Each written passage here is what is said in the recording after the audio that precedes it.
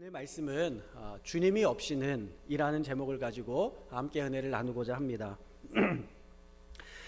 저희 아이가 셋 있는 거는 다 알고 계시죠? 네, 아이가 셋. 첫째가 아라, 둘째가 수아, 셋째가 용민이입니다. 근데 오늘 둘째 이야기로 한번 시작을 해보려고 해요. 둘째가 수아인데 수아의 반에 여자아이가 3명 있습니다. 반이 많지 않아서 아이가 3명인데 근데 수아를 빼놓고 두 아이가 싸운 모양이에요. 그러니까 두 아이가 싸우고 나서 마음이 틀어졌으니 서로 같이 놀고 싶지 않겠죠. 그러니까는 수아에게 찾아와서 다짜고짜 이렇게 물었습니다. 너 누구랑 놀 건지 딱 얘기해.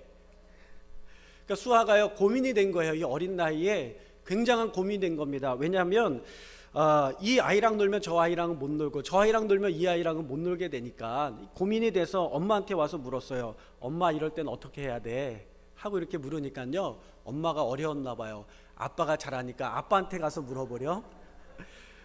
그래서 수아가 뭐라고 그래야겠냐면 싫어, 아빠는 너무 어렵게 이야기한단 말이야. 그래서 싫다는 거예요. 여러분 요즘 우리의 인생에 참 어려운 일들이 많이 있는 것 같아요. 그렇죠? 하나는 코로나하고 또 하나는 성경 아무리 봐도 참 어렵지 않습니까? 저희가 에스겔의 말씀을 새벽에 묵상하고 있는데 여러 가지 환상이라든가 그런 것 이야기들이 나오면서 굉장히 어려워요. 여러분 코로나로 인해서 국민들이 참 많이 갈라졌습니다. 사람들의 마음이 양분돼 가고 갈라지고 있어요. 야당 편이냐 여당 편이냐 어디에 서야 하는지 갈라진 거예요. 만약 세 사람이 있는데 한 사람은 야당 한 사람은 여당입니다. 둘이 싸우고 찾아와서 여러분에게 묻는 거예요. 당신 누구 편 할 거야? 딱 선택해. 여러분 누구 편 하시겠어요? 네. 여러분 전제가 있어요. 한 사람의 편을 들면요 한 사람은 잃어버리게 된다는 것입니다. 우리가 전도해야 될 사람들을 잃어버린다면 그리스도인으로서 어떻게 해야 될까 참 고민이 되는 굉장히 어려운 문제 중에 하나입니다. 한국의 지성이요 크리스찬인 이어령 교수가요 신년 대담사에서 이렇게 이야기를 했어요. 코로나라는 주술을 풀기 위해서는 타인을 위해 흘리는 눈물밖에는 없다, 이렇게 이야기를 했습니다. 이어령 씨가 원래 예수 안 믿던 불신자 무신론자에서 예수 믿고 하나님의 이름을 증거하기 위하여 애쓰는 사람이지 않습니까? 근데 그가 고민하는 가운데 뭐라고 이야기하냐면 이 코로나라는 주술을 풀기 위해서는 눈물로 풀어야 된다는 거예요. 예수님께서 길을 잃고 목자가 없이 방황하는 무리들을 바라보시면서 우셨습니다. 예루살렘을 향하여 우시고 또 죽은 나사로와 그의 가족들을 바라보시면서 눈물을 흘리시고 또 무리 없이 목자 없이 방황하는 이스라엘 백성들을 바라보시면서 주님께서 우셨다는 거예요. 우리가 이 세대를 바라보면서 해야 될 것이 무엇인가? 그것은 바로 눈물이라는 것입니다. 처마에서 떨어지는 눈물 한 방울이 모여서 바위를 뚫고 회초리보다 무서운 것이 엄마의 눈물인 것처럼 우리가 서양의 동화에 보면은요 굉장히 많은 이야기 중에 하나가 왕자가 마법에 걸리잖아요. 그래서 이상한 흉측한 괴물로 변하지 않습니까? 그런데 그 왕자의 마법의 저주를 푸는 것은 무엇이냐면 한 연약한 보잘것없는 여인의 눈물이라는 것입니다. 눈물을 흘릴 때, 왕자를 위하여 눈물을 흘려줄 때 그 왕자는 마법에서 풀리고 주술에서 풀리게 되고 그리고 왕자로서의 모습으로 거듭나게 되는 것입니다. 우리의 서로 상처와 아픔이 있어서 서로 고통당하는 이때에 그 마음들을 풀어낼 것이 무엇인가? 바로 눈물이라는 것이죠. 방역 조치로 인하여서 이 사회적 거리두기가 강화된 단계가 길어지게 되면서 많은 사람들이 아우성치고 있습니다. 자영업자들은 가게 문을 닫게 되고 있고요. 수도권은 2.5단계 전 국민 5인 이상 금지 정책에 서로 감시하고 서로 이렇게 신고하는 그러한 서로가 서로를 감시하고 신고하는 그런 사회가 돼가고 있습니다. 수도권에 있는 목사님한테 어제 연락을 받았어요. 너무 속상하다는 거예요. 왜 이렇게 속상하냐 그랬더니 대형마트인데 9시에 문 닫는다고 하니까 사람들이 발 디딜 틈 없이 빽빽하게 모였다는 거예요. 홈플러스라고 굉장히 큰 그런 마트인데 더군다나 사람들이 몰려드니까요 그때를 잡을세라 시식코너에서 음식들을 막 나눠주고 있다는 겁니다. 그것을 바라보면서 참 안타까워하고 있어요. 이분이 목사님인데 본인의 교회도 벌써 건 1년 가까이 예배당에서 예배드리지 못하고 영상으로 예배드리면서 너무 안타까워하고 있는 거예요. 여러분 이 이야기들을 들으면서 저는 그런 생각이 들었어요.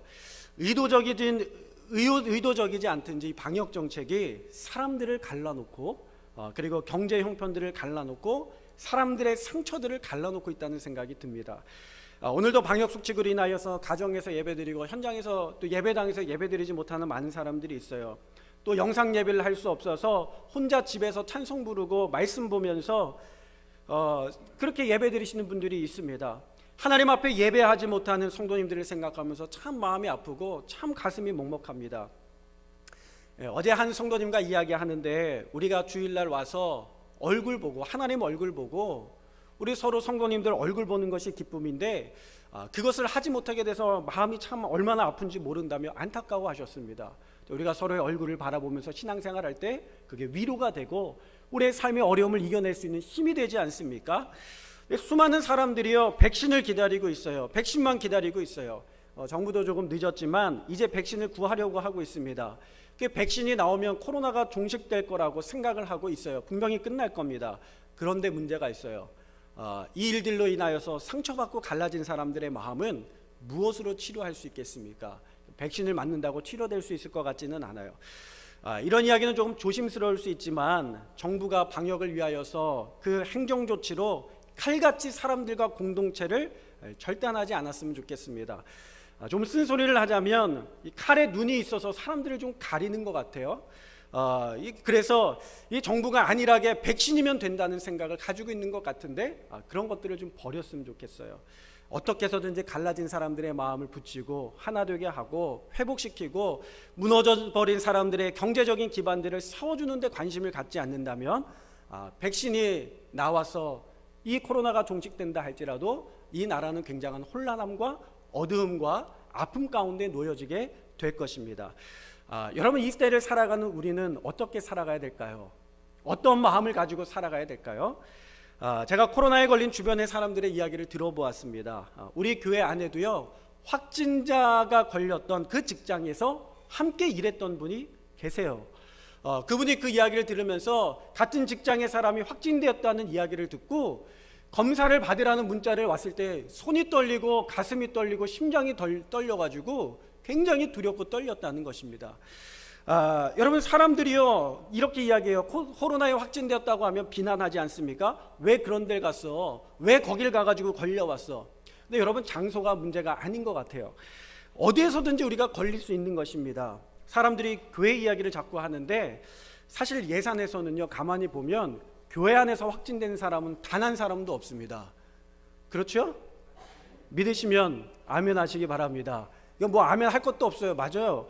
여러분 식당에서도 걸리고 목욕탕에서도 걸리고 회사에서도 걸리고 병원에서도 걸리고 심지어 가족들한테도 걸려서 확진이 되었잖아요. 그런데 놀라운 것은요 이 예산에는요 교회 안에서 걸린 사람은 아무도 없어요. 아무도 없다는 거예요. 여러분 그러면요 어디로 다 가야 됩니까? 교회 와야죠. 그렇지 않아요? 교회 가야죠. 교회가 깨끗하고 교회가 가장 안전하지 않습니까? 왜 교회를 못 오게 하는 겁니까? 뭐가 무서워서?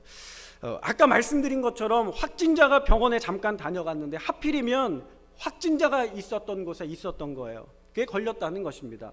그 병원에 사람이 몇 명인데 의사가 몇 명이고 간호사가 몇 명이고 일하는 직원이 몇 명인데 하필이면 거기 진료받으러 갔다가 걸렸다는 말입니까? 말이 안 되잖아요. 재수가 없어서 걸렸어요? 재수가 없죠. 뭐 그렇게 이야기할 수도 있겠죠. 그런데 바꾸어 이야기한다면 누구든지 걸릴 수 있다는 거예요. 그렇죠? 조심해도 걸릴 수 있다는 것입니다. 그러니까는 우리가 어떤 마음을 가지고 바라봐야 되는가? 걸린 사람을 비난하지 말아야 됩니다. 비난하지 말아야 돼요. 왜냐하면 계속해서 비난하고 하다 보면 이 사회가 갈라질 수밖에 없어요. 이 걸린 사람이 확진 판정을 받고 2주간 동안 격리를 당하면서 자신의 행동이 자꾸 후회가 되는 거예요. 내가 왜 거기를 갔을까? 아파서 병원 간 사람이 무슨 잘못이 있어요? 근데 내가 왜 거기를 갔을까? 내가 왜 하필 그날에 그 병원을 갔을까? 하면서 계속 후회하면서 그 사람의 자존감이 계속 떨어지는 거예요. 그러면서 사람을 만날 자신이 없어지고 사람을 얼굴을 볼 자신이 없어지게 되는 거예요. 여러분 코로나에 걸린 것은 단 2주뿐인데 그리고 코로나에 걸렸지만요 기침도 없지 열도 없지 아무런 증상이 없었어요. 하나도 아픈 것이 없었어요. 2주간 동안 집안에 격리되면서 그의 인생이 평생에 살아갈 그의 마음과 그의 인생이 망가지게 되는 것을 우리가 보게 되는 것입니다. 여러분 누구나 걸릴 수 있다는 것입니다. 누구나 그렇게 될 수 있다는 것입니다. 이 연초에 너무나도 중요한 시기에 왜 이 이야기를 하느냐? 여러분, 비전과 꿈과 목표와 성취와 여러 가지 귀한 말씀들을 아주 그냥 뜨겁게 전해야 되는 시기에 우리가 정말 중요한 것이 무엇인가? 이웃을 사랑하고 품고 용서하고 용납하는 일들이 우리 가운데 너무나도 중요한 일이기에 여러분 그 말씀을 기억하시고 주님의 그리스도의 사랑을 가지고 살아갈 수 있는 저와 여러분이 다 될 수 있기를 주님의 이름으로 축원합니다. 육신의 백신은 아직 완전하지 않지만 우리가 영혼의 백신을 우리가 만들 수 있을 것 같아요. 하나님의 말씀으로, 하나님의 사랑으로 우리가 영혼의 백신들을 만들어 간다면 이 사회에는 변화되고 생명으로 충만하게 될 줄로 믿습니다. 우리가 함께 나누고자 하는 요한복음의 말씀, 이 요한은요 사도 요한입니다. 예수님의 제자 요한이죠. 예수님의 제자 요한은 사랑의 사도예요. 사랑의 제자예요. 누구보다 예수님 곁에서 예수님을 사랑하고 또 예수님의 사랑을 많이 받았던 제자가 바로 이 요한이라는 것입니다. 그는요 예수님의 눈물을 누구보다도 예수님 가까이에서 보았던 제자였고 94세까지 살면서 이 제자들, 동기들이 순교하는 것을 보고 들으면서 또 엄청나게 많은 눈물들을 그가 흘렸을 것입니다. 주님께서 예루살렘을 긍휼히 여기시면서 우셨던 것처럼 우리도 이 세대를 붙들고 울어야 된다는 거예요. 눈물로 울어야 된다는 것입니다. 그 시편 126편 5절 말씀에 보면 이렇게 이야기를 하고 있어요. 눈물을 흘리며 씨를 뿌리는 자는 기쁨으로 거두리로다. 여러분, 오늘날 주님께서 말씀하시는 것은 우리가 눈물을 흘리며 기도하며 눈물을 흘리며 품고 눈물을 흘리며 말씀 붙들고 살아가는 그 귀한 인생들의 눈물을 하나님께서 하나도 헛되지 않게 하시고 하나님께서 거두게 하시고 열매 맺게 하시고 풍성한 열매로 거두게 하시는 줄로 믿습니다. 여러분, 눈물이 안 나오면요, 기도가 안 나오면 우세요. 근데 눈물이 안 나오면요, 하나님 앞에 마음을 달라고 기도하세요. 그리고 눈물로 씨앗을 뿌리세요. 그러면 주님께서 그 씨앗을 희망의 씨앗으로 바꾸실 줄로 믿습니다.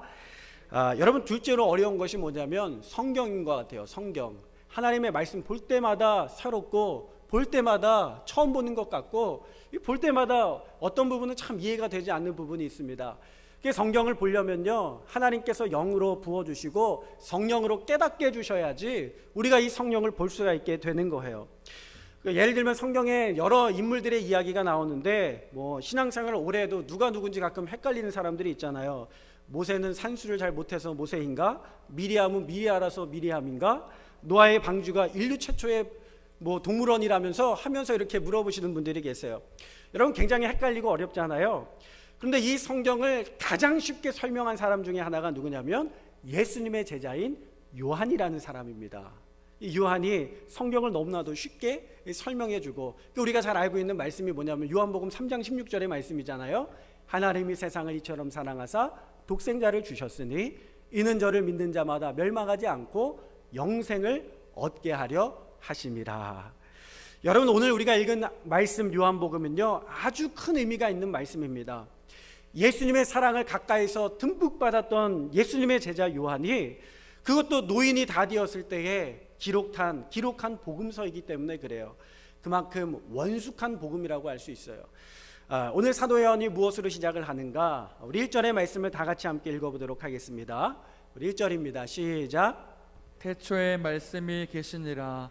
이 말씀이 하나님과 함께 계셨으니 이 말씀은 곧 하나님이시라. 아멘. 여러분, 태초에 말씀이 계신데 이 말씀이 하나님과 함께 계셨고 그 말씀이 곧 하나님이라는 것입니다. 이 말씀이 누구입니까? 예수 그리스도죠. 예수님이 태초부터 계셨는데 예수님은 태초부터 하나님과 함께 하셨고 예수님이 곧 하나님이라는 거예요. 하나님이라는 것입니다.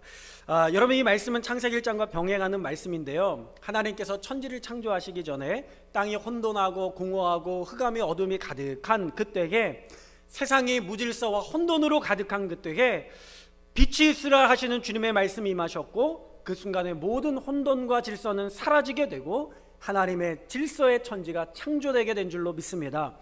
허물어진 인간과 삶의 영적인 혼란과 혼돈은요, 세상의 것으로는 세워지지 않는다는 것입니다. 세상의 방법으로는 세워지지 않는다는 것입니다. 오직 하나님의 말씀으로, 하나님의 법으로 세워지게 되는 줄로 믿습니다. 주님께서 말씀하시는데 우리 3절과 4절의 말씀 다 같이 함께 읽어보겠습니다. 만물이 그로 말미암아 지은 바 되었으니 지은 것이 하나도 그가 없이는 된 것이 없느니라. 그 안에 생명이 있었으니 이 생명은 사람들의 빛이라. 아멘. 이 생명은 사람들의 빛이라.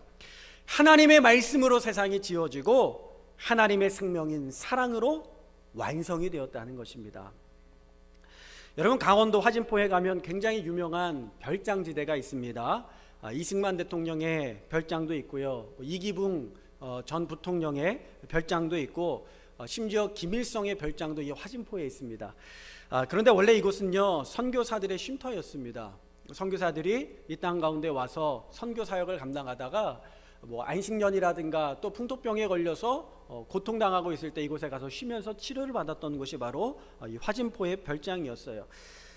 미국인 의료 선교사 윌리엄 제임스 홀이 1892년에 조선에 오게 됩니다. 평양에서 환자들을 치유했어요. 고쳤어요. 근데 안타깝게도 조선에 온 지 3년 만에 전염병에 걸려서 죽게 되죠. 근데 그때 함께 왔었던 사람이 있는데, 부인과 또 아들과 이 부인의 태중에는요, 여자아이를 임신 중이었습니다. 근데 안타깝게도 이 태중의 딸이 세상에 나와서 3년이 채 되지 않아서 전염병으로 인하여 동일하게 아빠의 길을 따라가게 됩니다. 이 선교사님의 아내 되시는 로제타 홀이 굉장한 슬픔으로 미국에 아들을 데리고 돌아갔다가 몇 년에 있다가 다시 돌아오게 되어서 찾아오게 되면서 그 아들 셔우드 홀도 의사가 되어서 그의 아내와 함께 조선 땅을 밟게 됩니다. 여러분, 하나님의 사랑이 그들의 마음 가운데 임하니까 그들이 이 땅을 버릴 수가 없는 거예요. 하나님의 사랑이 그들의 마음 가운데 가득하니까 이 땅을 버릴 수가 없는 거예요. 그래서 다시 찾아오게 돼요. 당시에 결핵이 돌았었고, 결핵이 걸리면 사람들이 다 죽어나갔어요. 그때 결핵을 퇴치하기 위해서 우리나라 최초로 크리스마스 씨를 만들어서 판매하게 됩니다. 그리고 그 씨를 판매한 수익금으로 말미암아 많은 사람들을 결핵 약을 구입을 하고 병원비를 내고 치료비를 내면서 고쳐주게 되죠. 그래서 수많은 사람들을 결핵에서 퇴치하게 되었고, 건강을 얻은 조선 사람들이 힘을 얻어서 나라를 지키고 경제를 세우는 데 큰 일을 감당하게 됩니다. 그 일을 행한 사람이 누구냐면 바로 윌리엄 제임스 홀의 아들 셔우드 홀이라는 거예요. 그 셔우드 홀 선교사가 의료 선교를 하면서 우리나라 최초로 크리스마스 씨를 만들어서 이 땅을 치유하게 됩니다. 그리고 그때 셔우드 홀이 함께 사역했었던 많은 선교사님들이 죽어가는 것을 바라보면서 이 선교사님들을 위한 쉼터를 만들어서 그곳에 제공을 하게 되죠. 자신의 아버지도 조선 땅에서 죽었고, 자신의 동생도 조선 땅에서 전염병으로 죽었기 때문에 열악한 상황 속에서 치유하는 선교사님들을 위해서 쉼터를 만들었던 것입니다. 그리고 이 셔우드 홀은 부부는 캐나다로 돌아가게 돼요. 캐나다로 가게 됩니다. 그런데요, 그가 죽을 때 이렇게 유언을 해요. 나와 내 자녀들을, 우리 부부를 우리 조선의 땅에 묻어달라. 그래서 그가 죽었을 때 그 유골을 가지고 와서 서울의 합정동에 있는 양화진 묘에다가 그를 안착하게 되고요. 그리고 그의 자녀들도 그곳에 함께 묻히게 됩니다. 여러분, 이들은 무질서했던 조선의 땅, 전염병과 질병과 결핵과 각종 질병으로 인하여 무질서했던 조선의 땅을 하나님의 말씀을 사랑하고 그 하나님의 말씀을 사랑으로 실천하기 위하여 이 땅 가운데 오게 되었다라는 것입니다. 질병을 치유하고 고치며 바로 세우고 사람들에게 빛을 비추어 주었다는 거예요. 여러분, 하나님의 사랑이 저와 여러분의 삶에 가득하기를 주님의 이름으로 축원합니다. 주님의 사랑이 우리 가운데 임하면 영혼을 살리고 치유하는 역사가 있게 되는 줄로 믿습니다. 저희 막내 용민이가요, 길을 가다가 엄마하고 유치원 끝나고 걸어가다가 뭘 봤냐면 낙엽을 봤어요. 낙엽을 보고 뭐라고 이야기하냐면, 엄마, 여기에 겨울에 피는 나뭇잎이 있네 라고 이야기를 하는 거예요. 겨울에 피는 나뭇잎이 있네. 되게 신선하지 않아요? 엄마가 가르쳐 줬어요. 용민아, 이건 겨울에 피는 나뭇잎이 아니고 낙엽이라고 하는 거야. 떨어질 낙. 그래서 낙엽이야. 이렇게 이야기를 해줬어요. 그랬더니 용민이가 뭐라고 이야기하냐면, 엄마, 그러면 낙지는 떨어진 쥐야? 이렇게 이야기를 하더라고요. 저는 그 용민이가요, 대화가 그렇게 진행되었지만 떨어진 낙엽을 보고 겨울에 피는 나뭇잎이라고 하는 것이 굉장히 새로웠습니다. 모든 사람들이 다 그것이 떨어졌다고 생각하고 발로 밟고 지나갈 때에 이 아이는 사랑의 눈빛으로 그것이 겨울에 피는 나뭇잎으로 바라보고 그것을 집어서 관심을 가지고 돌아볼 수 있었다는 거예요. 여러분, 그 마음이 하나님의 마음 아니겠습니까? 우리가 사람들이 바라볼 땐 이 세대가 또 이 시대가 떨어진 것과 같은 낙엽과 같은 인생을 살아가고 있지만, 그러나 하나님께서는 하나님의 눈으로 이 땅을 사랑하시고 생명의 눈으로 이 땅을 바라보고 계시는 줄로 믿습니다. 주님은 생명이요 사랑이시기 때문에 그렇습니다. 여러분, 그래서 오늘 요한은 이렇게 이야기하고 있어요. 주님이 없이는 이 세상에 된 것이 하나도 없다. 이것이 바로 요한의 고백인 줄로 믿습니다. 우리가 하나님 없이 살 수 없고, 하나님 없이는 이 땅에 되어진 것이 없고, 하나님의 사랑이 없이는 이 땅에 하나도 이루어진 것이 없음을 기억하면서 2021년도 한 해 하나님의 영으로 충만하여, 하나님의 말씀으로 충만하여 하나님의 사랑을 가지고 이 땅을 질서의 땅, 회복의 땅으로 세워갈 수 있는 저와 여러분 다 될 수 있기를 주님의 이름으로 축원합니다.